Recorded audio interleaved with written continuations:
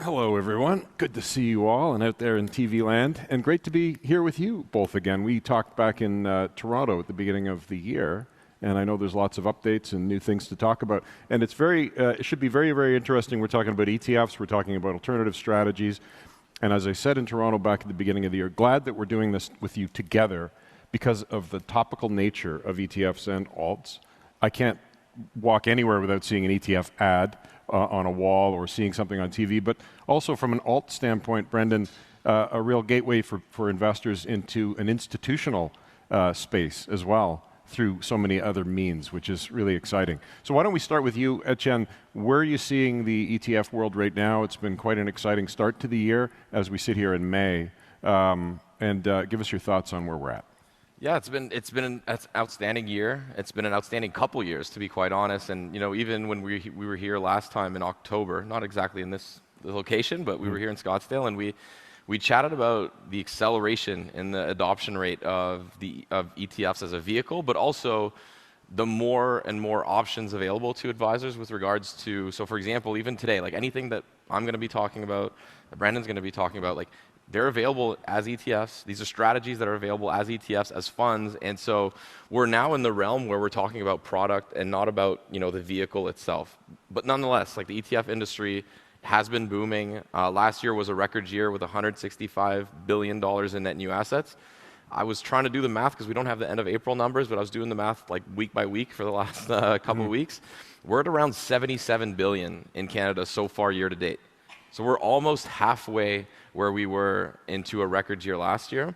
Very happy to say, and very thankful for everybody in this room, Fidelity's having a record year as well. We're at around 10% of those total of $77 billion. So really outstanding so far.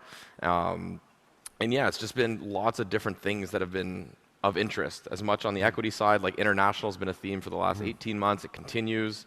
We heard from Patrice earlier, obviously, like from a portfolio management standpoint, they're seeing opportunities, but we're seeing advisors, investors allocate more to that area, and there are obviously multi-asset and a few others as well, but it's just been a really interesting 12 to 18 months. And we'll unpack a bit more of that in a few minutes.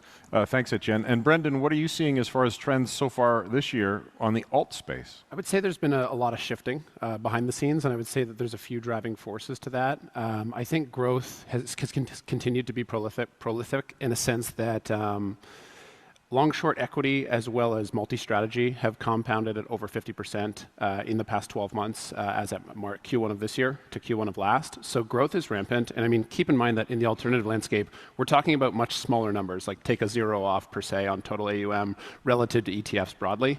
ETFs be it the vehicle, alternatives be it the asset class, right? So just like that of an institutional style investing, I don't think that retail investors are necessarily going to get to that 50% non-stock or bond long only like that of an institutional mandate. And I think that's crucial to point that out. But I do think that what is important is that we have a new tool that goes beyond of just stock or bond available to everybody at their choice. So, I mean, I don't think that alternatives are for every single investor, and I'm the alt guy. So what I would say is that for those that are using any degree of fixed income or bonds in their portfolio, the chances are that you're doing so to reduce the overall risk to a traditional 100% equity portfolio. And I think what we've seen is massive evolution in the long-short equity strategies, the multi-strategies, which we're going to get into and touch on later, as far as innovating and bringing out new product. These are still new in the grand scheme of things, and Fidelity and other asset solution providers are innovating as far as what we're bringing forth. It's good that you mentioned about these may not be for everybody, and obviously that's up to our advisor partners and those watching online as well, on what's right for the client. The client may ask, though, and that's why it's so important that we're having the two of you talk about these two asset classes today. Now, Étienne, I'll turn to you. The year started very, very strong, and now we're into some pretty high volatility, including today. Things are all over the place. What are you focused on as far as your research right now from an ETF standpoint? There's so many things. I think this year's been super interesting because you had the start of the year seems like we were turning a page a little bit, right? And if we looked at like starting October last year, from our perspective, and for those maybe a bit less familiar with our lineup, like we don't have any purely passive mandates here at Fidelity, right? So like we're not an index shop. We're not trying to give you the 7th S&P 500 ETF in Canada at a basis point less. Like we're trying to find ways to add value, right? So like our objective is the same as any other portfolio manager that you're going to hear from today. So obviously in this broad lineup that we have of more than 50 different products, we're trying to find the areas that should be working for the current environment. And we do that in a number of different ways. But, like I was mentioning, like October, November, we started to see signs of a bit of a change in leadership. And 23, 24, 25 for the most part, it was a very narrow market. It was heavily led by some of the, well, now you call them hyperscalers. We used to call them the Mag 7. You used to call them the mega cap US tech stocks. You had that driving US markets. Then you had obviously the AI theme come into play and the kind of trickle down effects from there. And so that was working really well, but then you had somewhat of a risk off period and you started to see broadening away into more of the cyclical sectors and a bit of what Darren was talking about, right? So like commodities came back into play and so value started to work a lot again. And so we talked a lot about hedging some of the risk in your exposure to what had worked the last 3 years, right? And then you saw markets broaden. Just one stat that I thought I'd bring up with the group is for the last 3 years, you had about 32% of the Russell 1000 outperforming the index, right? So like if you're a stock picker or if you're an active manager, like if you weren't in that 30%, it was very challenging to outperform your broad benchmark. At the end of March, it was about 58%. So much more kind of healthy breadth to the market. And then April happens. And then it seems like we're right back to the last 3 years. And so if I look at like our momentum strategies, for example, which I think are a great tool, by the way, for anybody in the room looking to get exposure to a factor or a style or a theme that's kind of challenging to do as an individual stock picker, momentum's back in line with what it was doing and really driving the performance and even in our all-in-one ETF portfolios. So those are some of the examples of stuff that we've been looking at. And I'll just quickly, before I kind of wrap that up, is international has been, and I mentioned it in terms of flows, there's very rarely a meeting that I've done over the past 18 months where we haven't, when I'm meeting with advisors, that is, that we haven't chatted about international. And like, what are the options that you have in your portfolio? What are you currently using? Are you using passive? Are you using an active manager that maybe does have a very strong style bias? And what are the other options out there? And I think in our lineup, our all-international equity ETF, which is a combination of multiple factors, solves a lot of the issues that we've found, which is the MSCI IFI index is not a very efficient index. It's not comparing apples to apples with the S&P 500. Right? The S&P 500, you have inclusion criteria. So you have to be profitable over the last 12 months. You have to be profitable over the last quarter. There's a lot more constraints on liquidity and market cap.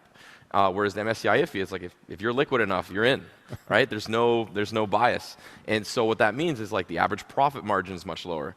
The leverage is much higher. So the inherent quality of that index is lower. And we're able to solve for a lot of those with a factor approach where we're screening for fundamentals, right? Whether it's low vol, quality, momentum, value, like we're looking at fundamental characteristics of businesses that have shown over time to add value. And hence, we get a very, very consistent outperformance with our factor products in international markets. That's a great overview. Thank you for that. Why don't we talk from an alt standpoint, since we're talking year to date and a lot of the news, let's talk about private credit. There's been a lot about companies, not Fidelity, there's been a lot about private credit companies gating redemptions.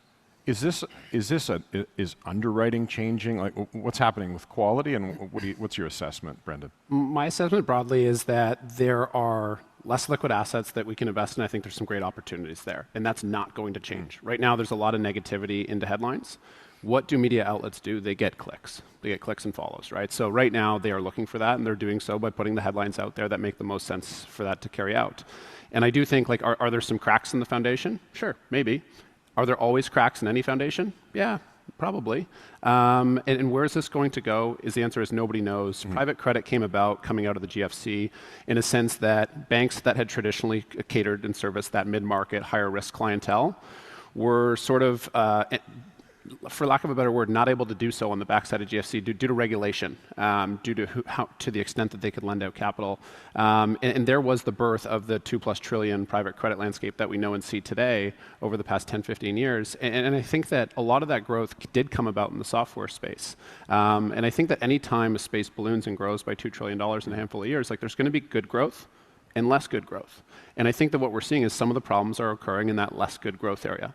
Like when you think about lending, you can lend based on to asset-light businesses based on their ability to generate future cash flow, or you can lend to asset-heavy businesses and collateralize that with their balance sheet. If you think about software, a lot of that space is being lent to based on cash flow. And if that cash flow becomes encumbered or threatened in any way, like it is by large language models and sort of the prevalence of AI, there is concern. And we saw that being priced into stocks from October to, I mean, yeah, we've come back a little bit through April in some of the software space, but we saw a lot of negativity being priced in public markets.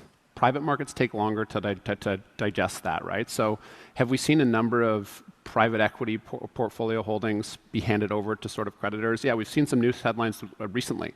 So I would say like private credit is not like separated and insulated from private equity and this and that. Like, they're all kind of connected. Where rates are really matters when you're sort of using leverage to buy companies. So I think there's a lot going on in the world. Keep your eyes peeled. But again, this is a $2 trillion space.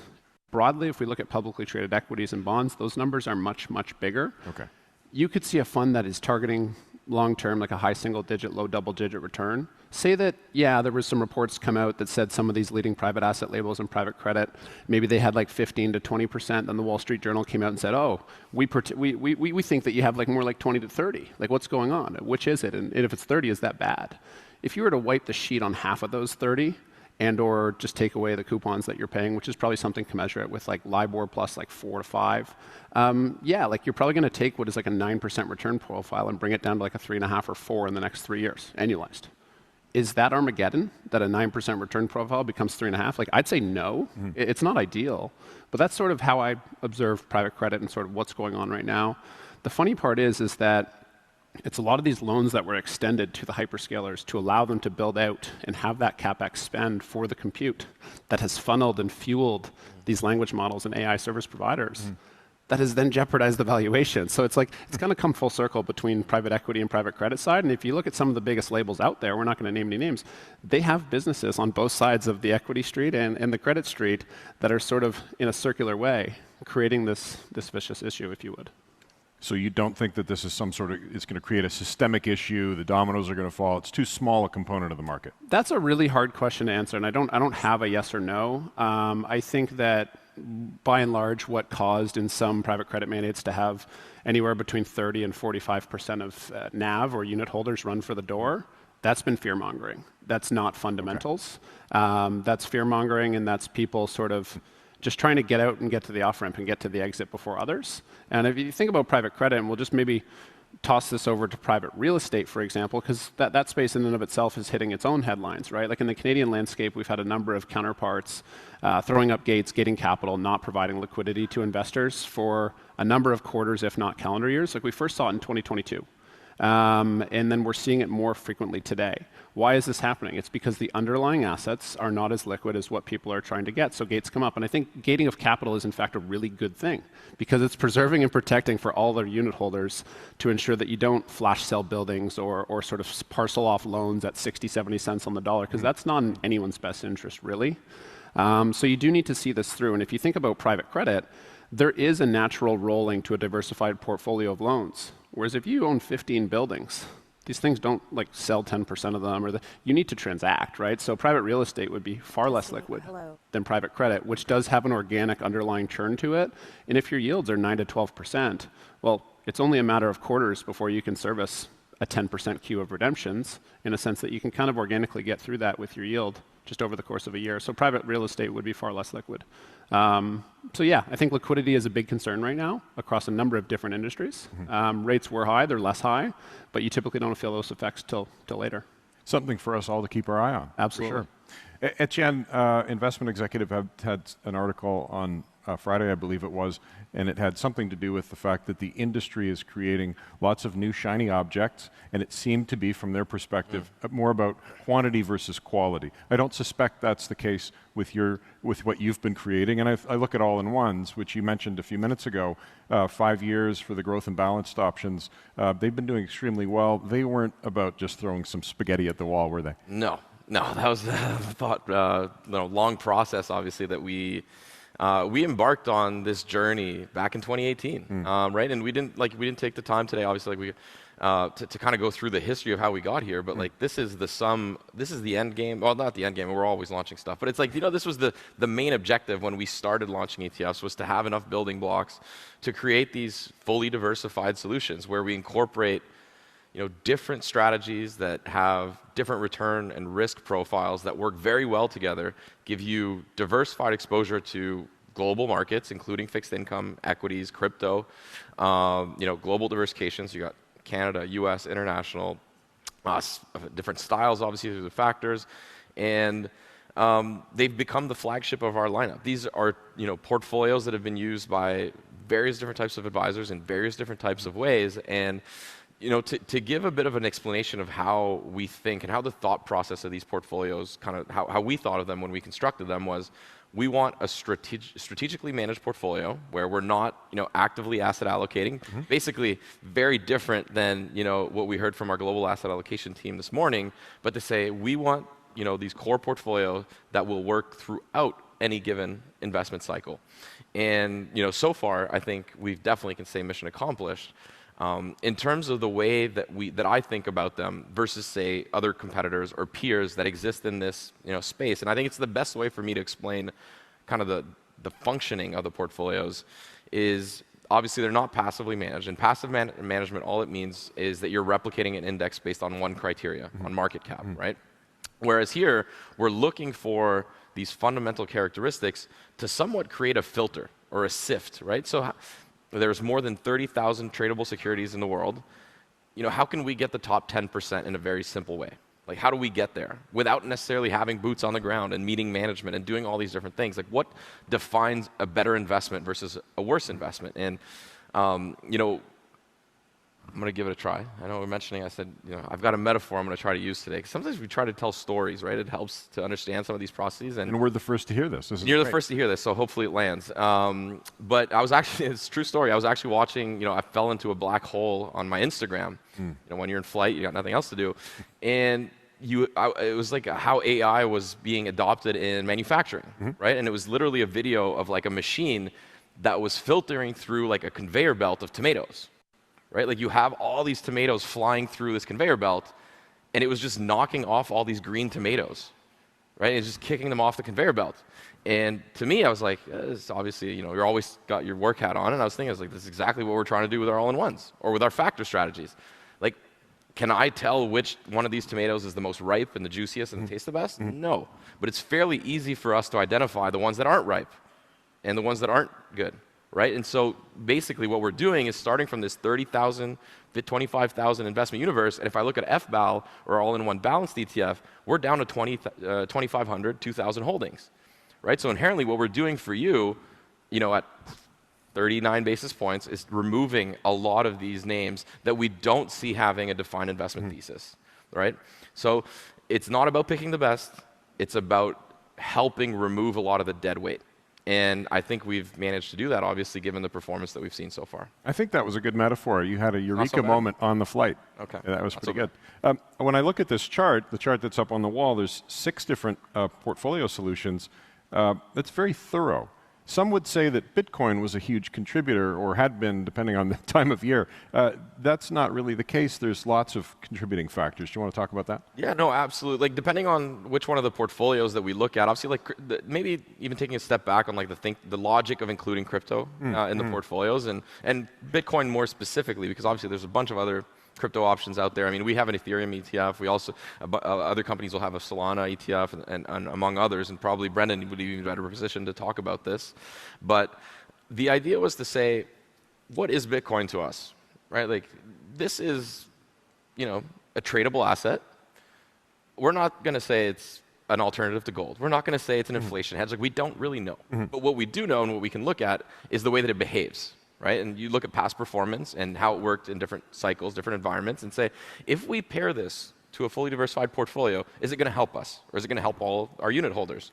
And what we found is by gradually adding from 0.5% all the way to 3% in the all-in-one equity, we were actually improving the risk-adjusted returns of the portfolio, the Sharpe ratio, not just the returns, the risk-adjusted returns. So there was a clear diversification effect. But like any good thing, if you have too much, maybe not so good, right?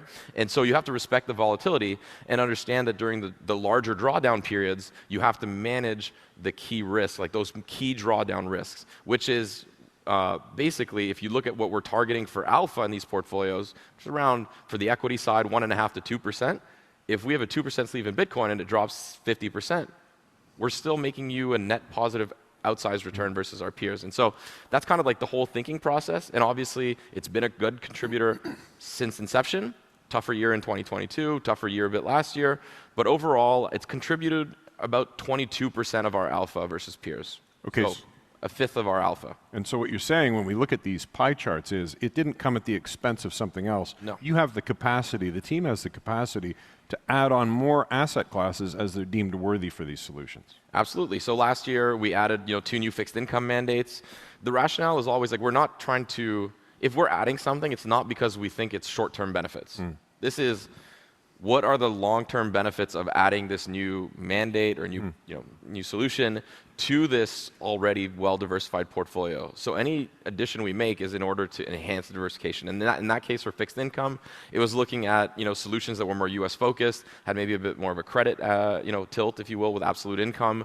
And so obviously that was just long-term thinking. And we have the flexibility to add and remove strategies over time. Great. Brendan, you also have strategies. So why don't you take us through multi-alt equity, and then we'll talk about the soon-to-be multi-alt balance. Sounds great. So multi-alt equity has been around for about 6.5 months now. The fund has garnered over 100 million in AUM in short order. And really what we've done is we've combined 5 of our underlying alternative products in a methodical, strategic, neutral mix. That really breaks down and distills to rhyme with 70% directional exposure to markets and 30% diversifying exposure. So there are no fixed income, there are no bonds held in this product, but yet on a historical look-back basis, we've been able to see the standard deviation of a solution of this nature with 5 underlying components land in the world of, say, a 5 to 6 standard deviation, for example, on the volatility front. And that's very attractive in a sense where if you looked at fixed income world, and again, just quoting today, we're almost 4.5 on the US 10-year. That was not and is not a comfortable ride from the 3.9 that we came into this year to getting up there. So once again, volatility is present, and yeah, markets up, markets down, volatility stays, comes, goes. Bonds have not held up their end of the deal. So I think that multi-alternative strategies that can provide lower correlation, greater diversification, and lesser volatility to long-only equity investing are highly attractive right now. So my strongest take on a go-forward basis is that the multi-strategy space or the fund-to-fund space within liquid alternatives will be the fastest growing. It grew at over 50% over the last year. And take our lineup, for example. When I came onto this team, we were 3 liquid alternatives, a market neutral and 2 long shorts. We had just around $1 billion in AUM. Today, we sit at over $5 billion in AUM. In a few weeks' time, we're going to be coming forth with a multi-alt balance product. Think of it as an extension of our multi-alt equity that we just discussed. So that was 70-30 directional diversifying. This will be about a third, directional diversifying in long-short credit or fixed income, if you would. So we're now at a point where we're going to have 10 liquid alternatives and 1 private asset mandate. We've come a long way. We're over $5 billion, as I said. And I think that as I look ahead, I look forward to doubling that AUM and being a more meaningful partner in our clients' alternative sleeve of their portfolios and their business. And this is at a time when, if I look around and I read headline news, there have been alternative solution providers, liquid and or private, that have already transacted, packed up shop and sold, or are in the process of doing so and have just made public news releases to suggest that they're looking for liquidity. Fidelity is here, we're looking to grow. We are highly competitive on the price standpoint within liquid alternatives. We do not have any performance fees across our liquid alternatives, which I think is huge. And we can, time pending, touch on that. Really important on a go-forward basis. But very much so with multi-alt balance, we're really excited to add that lesser risk spectrum to what's already out there, garnering assets on the multi-alt equity side. So stay tuned. Look forward to a note from your wholesaling teams in the next few weeks. So that underlying long-short credit mandate, we'll get some information on that allows us to kind of have that balanced approach to a multi-alt strategy. Okay, so thank you. And I want to pick up on the cost point that you mentioned. Let's look at that relative to CRM3. Yeah, so CRM3, it's alive and well. It has been being tracked since January 1st. We're all going to get a beautiful statement that breaks down costs in dollar terms. And I just want to emphasize that net returns matter. Costs and fees are one of many lenses through which you would look through to assess product, best fit, and or validity. But I'll go back. Net returns matter. We are an active management shop. We have years and years and great track records on the research front of delivering and driving alpha from our underlying portfolios. So I think that while cost is one thing, it's one of many, and I want to be clear with that. But it's gained a little bit of importance because of the amount of light that's going to be shed on it. So with that said, I spent a lot of time sort of canvassing the broader liquid alt landscape, and I would say for those solutions that have performance fees, it's going to be crucial to ensure that the setup or the structure of that performance fee is neutrally aligned and appropriate. And I'll maybe highlight a few of the things that I look at. Hurdle rate is important. For products out there that have no hurdle rate, or no high water mark, meaning essentially you could administer performance fees twice if markets pull back and then go up, that's a big red flag for me.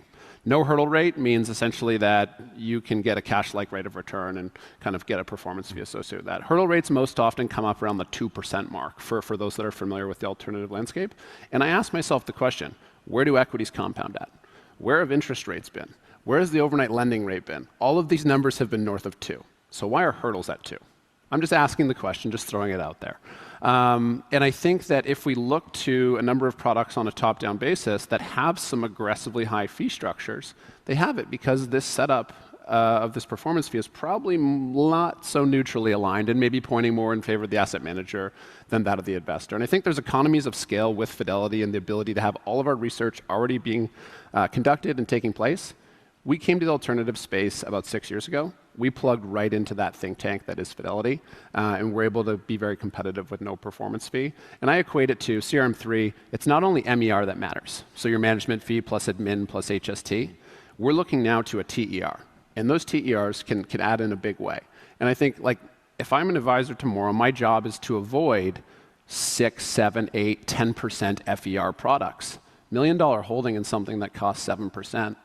In the eyes of the average investor, I don't know how they account for their dollars. That's an SUV out of the driveway every single calendar year on a 7% product, right? So I do think that on a go-forward basis, it's going to be crucial to navigate that way and make sure that you pay top dollar for top utility, but not a cent more. Did you say SUV? Yeah, SUV, like a car. Yeah, SUVs, tomatoes, good analogies today. Let's keep the cars in the investors' driveways. Just a couple of minutes left. Étienne, final thoughts for the audience. The ETF industry has become more and more opaque. It used to be, even when I started back in 2018, like it was pretty black and white, right? It was like funds are active, ETFs are passive. It's not so much the case anymore, and definitely not the case anymore. And you know, we've great resources here internally. We've got great resources with your wholesalers. Your wholesalers have access to myself, to Brendan, to Mark, who's here as well, who's on our ETF strategist team, to Nick, who's here, who's on our alt strategist team as well. We're going to be around, but you know, anytime in the future that you want more insights on anything that you have in the ETF or alternative space, we're here to help you. We're here to guide you for anything. And yeah, it's been great being here. Excellent. You can access Étienne through his podcast and maybe a soon-to-be podcast for Brendan. Brendan, final thoughts for the audience? We'll see. I'm just really excited about where our lineup's at. I think we're at a really competitive spot in a landscape that, like I said, is definitely shifting and churning. And I really look forward to what we can do in a growing alternative landscape. I think that it is truly the third tool to a resilient portfolio for anyone that's portfolio is less than high risk with ultra long-term time horizon. And it's a tool that we can use alongside any form of fixed income. To take a page out of Urian Timmer's book, he often sort of takes that traditional 60-40 and breaks it to a 60-20-20.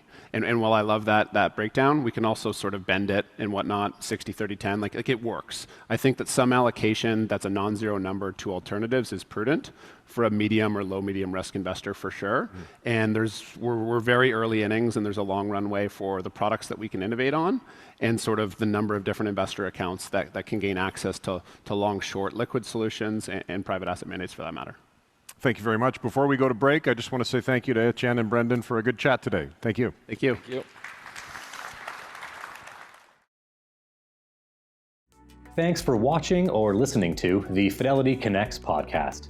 Now, if you haven't done so already, please subscribe to FidelityConnects on your podcast platform of choice. And if you like what you're hearing, please leave a review or a 5-star rating. Fidelity mutual funds and ETFs are available by working with a financial advisor or through an online brokerage account.